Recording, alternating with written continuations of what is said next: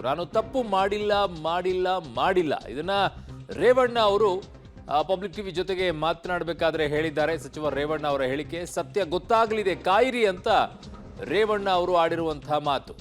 ನಾನು ತಪ್ಪು ಮಾಡಿಲ್ಲ ಮಾಡಿಲ್ಲ ಮಾಡಿಲ್ಲ ಇದು ರೇವಣ್ಣ ಅವರ ಮಾತು. ಸರ್ ಏನು ದೂರ ಇದ್ದೀನಿ ಮಾತಾಡಿ ದೂರ ಇದ್ದೀನಿ ಏನು ಹೇಳ್ತೀರಾ ಸರ್? ಕ್ಷಣ ತಳ್ಬೇಡಿ ಹೇಳಿ ಸರ್ ಏನು ದೂರ ಇದ್ದೀನಿ ಮಾತಾಡಿ ದೂರ ಇದ್ದೀನಿ ಏನು ಹೇಳ್ತೀರಾ ಸರ್? ಕ್ಷಣ ತಳ್ಬೇಡಿ ಹೇಳಿ ಸರ್ ಏನು ದೂರ ಇದ್ದೀನಿ ಮಾತಾಡಿ ದೂರ ಇದ್ದೀನಿ ಏನು ಹೇಳ್ತೀರಾ ಸರ್? ಕ್ಷಣ ತಳ್ಬೇಡಿ ಹೇಳಿ ಸರ್ ಏನು ದೂರ ಇದ್ದೀನಿ ಮಾತಾಡಿ ದೂರ ಇದ್ದೀನಿ ಏನು ಹೇಳ್ತೀರಾ ಸರ್? ಕ್ಷಣ ತಳ್ಬೇಡಿ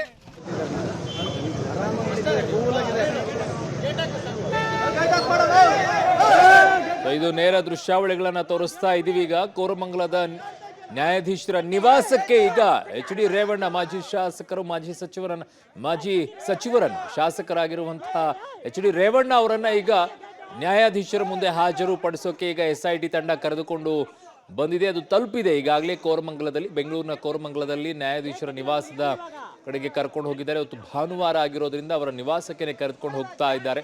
ಸೊ ಹಾಗಾಗಿ ಈಗ ಅಲ್ಲಿ ಏನಾಗತ್ತೆ, ಒಂದು ಬೇಲ ಇಲ್ಲ SIT ಕಸ್ಟಡಿಗ ಇಲ್ಲ ಪರಪ್ಪನ ಅಗ್ರಹಾರನ, ಎಲ್ಲಾ ರೀತಿಯಾಗಿ ಆಪ್ಷನ್ಸ್ಗಳಿದೆ, 3 ಆಪ್ಷನ್.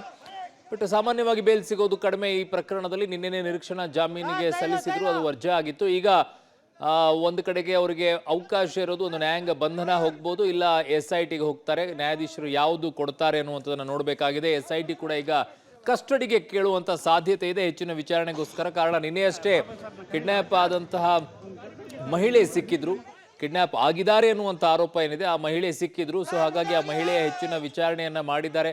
ಅಲ್ಲೂ ಕೂಡ ಮಾಹಿತಿಗಳು ಸಿಕ್ಕಿದೆ, ಅವ್ರು ಏನು ದೂರನ್ನ ಕೊಟ್ಟಿದ್ದಾರೆ ಅನ್ನೋದ್ರ ಮೇಲೆ ಈಗ ರೇವಣ್ಣ ಅವ್ರನ್ನ ವಿಚಾರಣೆಯನ್ನ ಕೂಡ ಮಾಡಬೇಕಾಗತ್ತೆ. ಆ ನಿಟ್ಟಿನಲ್ಲಿ ಹೆಚ್ಚಿನ ವಿಚಾರಣೆಗೆ ನಮಗೆ ಅವಕಾಶವನ್ನ ಮಾಡಿಕೊಡಿ ಅಂತ SIT ಕೇಳಬಹುದು, ಕೇಳೋ ಸಾಧ್ಯತೆಗಳು ತುಂಬಾ ಹೆಚ್ಚಾಗಿರುತ್ತೆ.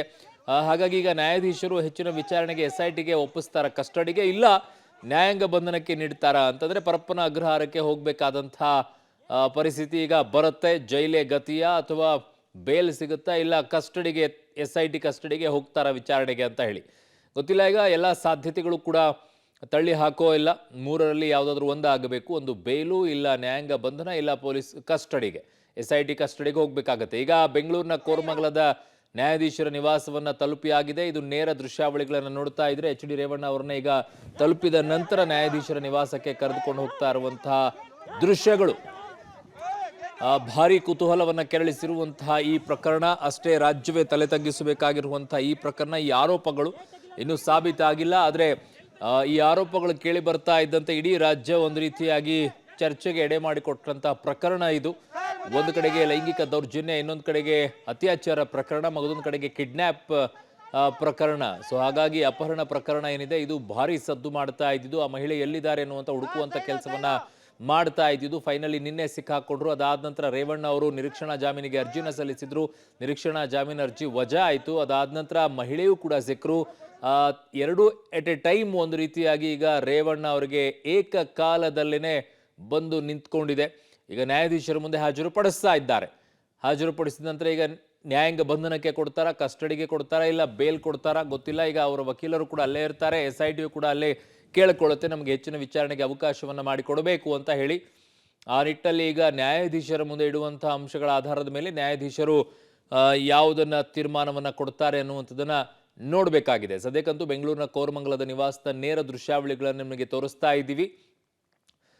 ಎಚ್ ಡಿ ರೇವಣ್ಣ ಅವರನ್ನ ಶಾಸಕರು, ಮಾಜಿ ಸಚಿವರನ್ನ ಈಗ ಕರೆತಂದು ನಿಲ್ಲಿಸಿದ್ದಾರೆ. ಅವರ ಮೇಲೆ ಈಗ ಅಪಹರಣದ ಪ್ರಕರಣ ದಾಖಲಾಗಿರೋದು, ಜೊತೆಗೆ ಲೈಂಗಿಕ ದೌರ್ಜನ್ಯದ ಪ್ರಕರಣ ಕೂಡ ದಾಖಲಾಗಿರೋದು. ಕಿಡ್ನ್ಯಾಪ್ ಕೇಸ್ನಲ್ಲಿ A1 ಆರೋಪಿಯಾಗಿದ್ದಾರೆ ರೇವಣ್ಣ ಅವರು. ಇನ್ನೊಂದು ಕಡೆಗೆ ಲೈಂಗಿಕ ದೌರ್ಜನ್ಯ ಪ್ರಕರಣದಲ್ಲೂ ಕೂಡ A1 ಆರೋಪಿಯಾಗಿದ್ದಾರೆ ರೇವಣ್ಣ ಅವರು. ಪ್ರಜ್ವಲ್ ಅಲ್ಲಿ A2 ಆಗಿದ್ದಾರೆ. ಈ ಕಡೆಗೆ ಕಿಡ್ನ್ಯಾಪ್ ಪ್ರಕರಣದಲ್ಲಿ ಸತೀಶ್ ಬಾಬು ಈಗ A2 ಆರೋಪಿಯಾಗಿದ್ದಾರೆ. 2 ಪ್ರಕರಣಗಳಿದೆ. ಮಹಿಳೆ ಕೊಡುವಂತ ಹೇಳಿಕೆ ಆಧಾರದ ಮೇಲೆ ಮತ್ತೊಂದು ಪ್ರಕರಣ ಏನಾದರೂ ದಾಖಲಾಗುತ್ತಾ ಗೊತ್ತಿಲ್ಲ. ಈಗ ಸದ್ಯಕ್ಕಂತೂ ನ್ಯಾಯಾಂಗ ಬಂಧನಕ್ಕೆ ಕೊಡ್ತಾರಾ ಅಥವಾ ಹೆಚ್ಚಿನ ವಿಚಾರಣೆಗೆ ಕಸ್ಟಡಿಗೆ ಒಪ್ಪಿಸ್ತಾರಾ ಅನ್ನೋದನ್ನ ನೋಡಬೇಕಾಗಿದೆ. ಎಕ್ಸ್ಕ್ಲೂಸಿವ್ ಆಗಿರುವಂಥ ದೃಶ್ಯಾವಳಿಗಳನ್ನು ಪಬ್ಲಿಕ್ ಟಿವಿ ನಿಮ್ಮ ಮುಂದೆ ಇಡ್ತಾ ಇದೆ. ನ್ಯಾಯಾಧೀಶರ ನಿವಾಸದಲ್ಲಿ ಕೋರಮಂಗಲ, ಬೆಂಗಳೂರಿನ ಕೋರಮಂಗಲದ ನ್ಯಾಯಾಧೀಶರ ನಿವಾಸಕ್ಕೆ ರೇವಣ್ಣ ಅವ್ರನ್ನ ಕರೆದುಕೊಂಡು ಹೋಗಿದ್ದಾರೆ. ರೇವಣ್ಣಗೆ ಜೈಲ್ ಆಗುತ್ತಾ ಅಥವಾ ಬೇಲ್ ಆಗುತ್ತಾ, ಇಲ್ಲ ಪೊಲೀಸ್ ಕಸ್ಟಡಿಗೆ, SIT ಕಸ್ಟಡಿಗೆ ಒಪ್ಪಿಸ್ತಾರ? ಕೆಲವೇ ಕ್ಷಣಗಳಲ್ಲಿ ರೇವಣ್ಣ ಭವಿಷ್ಯ ನಿರ್ಧಾರ ಆಗತ್ತೆ. ಈಗಾಗಲೇ ಅವರನ್ನ ಮೆಡಿಕಲ್ ಟೆಸ್ಟಿಗೆ ಕರ್ಕೊಳ್ಳುವಂಥ ಸಂದರ್ಭದಲ್ಲಿ ಅವ್ರು ಹೇಳ್ತಾ ಇದ್ರು, ಇದು ಷಡ್ಯಂತ್ರ ಮಾಡಿದ್ದಾರೆ, 50 ವರ್ಷದಲ್ಲಿ ನನ್ನ ಮೇಲೆ ಯಾವ ಕಳಂಕವೂ ಕೂಡ ಇಲ್ಲ ಅನ್ನುವಂಥ ಮಾತನ್ನ ಆಡ್ತಾ ಇದ್ರು. ಸೊ ನನ್ನ ಸಹೋದ್ಯೋಗಿ ನಾಗೇಶ್ ನನ್ನೊಂದಿಗೆ ಸಂಪರ್ಕಕ್ಕೆ ಸಿಗ್ತಾ ಇದ್ದಾರೆ. ನಾಗೇಶ್, ಏನೆಲ್ಲ ಅಪ್ಡೇಟ್ಸ್ಗಳು ಬರ್ತಾ ಇದೆ ಈಗ? ಅರುಣ್, ಈಗಾಗಲೇ ಕಿಡ್ನಾಪ್ ಕೇಸಿನಲ್ಲಿ ಬಂಧನವಾಗಿರುವಂತಹ ಮಾಜಿ ಸಚಿವ ರೇವಣ್ಣ ಅವರನ್ನ ಜುಡಿಷಿಯಲ್ ಬ್ಲಾಕ್ ಇರುವಂತಹ ನ್ಯಾಯಾಧೀಶರ ಮನೆ ಮುಂದೆ ಸದ್ಯ ಹಾಜರುಪಡಿಸಿರುವಂಥದ್ದು. ಯಾಕಂದ್ರೆ ಈ ಪ್ರಕರಣದಲ್ಲಿ ನಿನ್ನೆ ರೇವಣ್ಣ ಅವರನ್ನ ಬಂಧನ ಮಾಡಲಾಗಿತ್ತು. ಬಂಧನ ಮಾಡಿ 24 ಗಂಟೆ ಒಳಗೆ ನ್ಯಾಯಾಧೀಶರ ಮುಂದೆ ಹಾಜರುಪಡಿಸಬೇಕಾಗುತ್ತೆ. ಹಾಗಾಗಿ ಇವತ್ತು ಈಗಷ್ಟೇ ನ್ಯಾಯಾಧೀಶರ ಮುಂದೆ ರೇವಣ್ಣ ಅವರನ್ನ ಹಾಜರುಪಡಿಸಿರುವಂಥದ್ದು. ಈಗ PC ಕಸ್ಟಡಿಗೂ ಕೇಳುವ ಸಾಧ್ಯತೆ ಇದೆ ಅನ್ನುವಂಥ ಮಾಹಿತಿ ಈಗ ಸದ್ಯಕ್ಕೆ ಲಭ್ಯವಾಗ್ತಿರುವಂಥದ್ದು. ಯಾಕಂದ್ರೆ ಈ ಪ್ರಕರಣದಲ್ಲಿ ಈ ಆರೋಪಿಯ ಪಾತ್ರ ಏನಿದೆ ಅನ್ನುವಂಥದ್ರ ಬಗ್ಗೆ ಬಹಳಷ್ಟು ಸ್ಪಷ್ಟವಾಗಿ ಪಾಯಿಂಟ್ ಮಾಡಿಕೊಂಡು ನಾನು ವಿಜುವಲ್ಸ್ಗಳಲ್ಲಿ ನಾನು ತೋರಿಸ್ತಾ ಇದ್ದೀನಿ. ಸದ್ಯ ರೇವಣ್ಣ ಅವರು ನ್ಯಾಯಾಧೀಶರ ಮುಂದೆ ಹಾಜರುಪಡಿಸಲಿಕ್ಕೆ ಈಗಾಗಲೇ ಪೊಲೀಸರು ಕರೆದುಕೊಂಡು ಹೋಗ್ತಿರುವಂಥ ವಿಜುವಲ್ಸ್ ಅನ್ನು ನಾನು ನಿಮಗೆ ತೋರಿಸ್ತಾ ಇದ್ದೀನಿ. ಇದು ಈಗಾಗಲೇ ರೇವಣ್ಣ ಅವರನ್ನ ನ್ಯಾಯಾಧೀಶರ ಮುಂದೆ ಹಾಜರುಪಡಿಸಿರುವಂಥದ್ದು. ಹಾಜರುಪಡಿಸಿ ಅವರನ್ನ PC ಕಸ್ಟಡಿಗೆ ಕೇಳುವ ಸಾಧ್ಯತೆ ಇದೆ ಅನ್ನುವಂಥ ಮಾಹಿತಿ ಕೂಡ ಇರುವಂಥದ್ದು. ಯಾಕಂದ್ರೆ ಈ ಒಂದು ಪ್ರಕರಣದಲ್ಲಿ A1 ಆರೋಪಿ ಆಗಿರುವಂಥ ರೇವಣ್ಣ ಅವರ ಪಾತ್ರ ಬಹಳ ದೊಡ್ಡದಿದೆ. ಹಾಗಾಗಿ ಇವರನ್ನ ಕಸ್ಟಡಿಗೆ ಕೊಡಬೇಕು ಅನ್ನುವಂಥ ಮನವಿಯನ್ನ ಈಗಾಗಲೇ SIT ಅಧಿಕಾರಿ ಮಾಡಲಿಕ್ಕೆ ಎಲ್ಲ ರೀತಿಯ ತಯಾರಿಗಳನ್ನ ಮಾಡ್ಕೊಂಡಿದ್ದಾರೆ ಅನ್ನುವಂಥ ಮಾಹಿತಿ ಇರುವಂಥದ್ದು. ಯಾಕಂದ್ರೆ ಬಹಳ ಪ್ರಮುಖವಾಗಿ A1 ಆರೋಪಿ ಆಗಿರುವಂಥ ರೇವಣ್ಣ ಅವರನ್ನ ವಿಚಾರಣೆ ಮಾಹಿತಿಯನ್ನು ಪಡೆದುಕೊಳ್ಳುವಂಥ ನ್ಯಾಯಾಧೀಶರು PC ಕಸ್ಟಡಿಗೆ ಕೊಡುವ ಸಾಧ್ಯತೆಗಳು ಕೂಡ ಇರಬಹುದು ಅನ್ನುವಂಥ ಮಾಹಿತಿ ಈಗ ಸದ್ಯಕ್ಕೆ ಇರುವಂಥದ್ದು. ಅರುಣ್, ಓಕೆ, ಇಲ್ಲೂ ಏನಾದರೂ ಚಾನ್ಸಸ್ ಇದೆಯಾ ಬೇಲಿಗೆ, ಅಥವಾ PC ಪೊಲೀಸ್ ಕಸ್ಟಡಿಗೆ, ಅಥವಾ ನ್ಯಾಯಾಂಗ ಬಂಧನ ಜೈಲಿಗೆ? ಈ 3 ಆಪ್ಷನ್ಸ್ಗಳಿದೆಯಾ ಅಥವಾ 2 ಆಪ್ಷನ್ಸ್ ಈಗ ಓಪನ್ ಆಗಿರೋದಾ ನಾಗೇಶ್? ಅರುಣ್, ಬಹಳ ಪ್ರಮುಖವಾಗಿ ಈ ಒಂದು ಪ್ರಕರಣದಲ್ಲಿ ಬಂಧನವಾಗಿರುವಂಥ ರೇವಣ್ಣ ಅವರನ್ನ ಇವತ್ತು ನ್ಯಾಯಾಧೀಶರ ಮುಂದೆ ಹಾಜರುಪಡಿಸ್ತಿರುವಂಥದ್ದು ಕಸ್ಟಡಿಗೆ ಕೇಳಲಿಕ್ಕೆ ಅಷ್ಟೇ. ಇಲ್ಲಿ ಯಾವುದೇ ರೀತಿಯ ಜಾಮೀನು ವಿಚಾರವಾಗಿ ಚರ್ಚೆ ಆಗೋದಿಲ್ಲ. ಬಹಳ ಪ್ರಮುಖವಾಗಿ ಈ ಒಂದು ಪ್ರಕರಣದಲ್ಲಿ ರೇವಣ್ಣ ಅವರನ್ನ A1 ಆರೋಪಿ ಆಗಿರುವ ಕಾರಣಕ್ಕೆ ನಾವು ಬಂಧನ ಮಾಡಲಾಗಿದೆ. ಬಂಧನ ಮಾಡಿ ಇವರಿಗೆ ಈ ಒಂದು ಪ್ರಕರಣದಲ್ಲಿ ಆರೋಪಿ A1 ಆಗಿರೋದ್ರಿಂದ ಪ್ರಕರಣದ ತನಿಖೆಗೆ ನಮಗೆ ಹೆಚ್ಚಿನ ಅವಶ್ಯಕತೆ ಇದೆ. ಹಾಗಾಗಿ ಇವರನ್ನ ನಮಗೆ ಕಸ್ಟಡಿಗೆ ಕೊಡಬೇಕು ಅನ್ನುವಂಥದ್ದಷ್ಟೇ ಇಲ್ಲಿ ಕೇಳ್ತಾರೆ ಅನ್ನುವಂಥ ಮಾಹಿತಿ ಈಗ ಸದ್ಯಕ್ಕೆ ಇರುವಂಥದ್ದು. ಹಾಗಾಗಿ ನ್ಯಾಯಾಧೀಶರು ಕಸ್ಟಡಿಗೆ ಕೊಡಬಹುದು, ಅಥವಾ ಇಲ್ಲಿ ಓಪನ್ ಕೋರ್ಟಲ್ಲಿ ಈ ಒಂದು ಪ್ರಕರಣದ ಬಗ್ಗೆ ಚರ್ಚೆ ಮಾಡಿ ನಂತರ ಕಸ್ಟಡಿಗೆ ಪಡೆದುಕೊಳ್ಳಿ ಅನ್ನುವಂಥ ಸಲಹೆಯನ್ನು ನೀಡಿ ಜೆಸಿಗೂ ಕೂಡ ನೀಡುವ ಸಾಧ್ಯತೆ ಇದೆ. ಒಂದು ವೇಳೆ ಜೆಸಿಗೆ ಕೊಟ್ಟಾದಂತಲ್ಲಿ ಇಲ್ಲಿಂದ ನೇರವಾಗಿ ರೇವಣ್ಣ ಅವರನ್ನ ಪರಪ್ಪನ ಅಗ್ರಹಾರ ಜೈಲಿಗೆ ಕರೆದುಕೊಂಡು ಹೋಗುವ ಸಾಧ್ಯತೆಗಳು ಕೂಡ ಇರುವಂಥದ್ದು. ಅರುಣ್, ಓಕೆ ನಾಗೇಶ್, ನಿಮ್ಮೆಲ್ಲ ಮಾಹಿತಿಗೆ ಧನ್ಯವಾದಗಳು. ಸೊ ರೇವಣ್ಣ ಅವರಿಗೆ ಏನಾಗುತ್ತೆ ಅನ್ನುವಂಥದ್ದು ನೋಡಬೇಕು.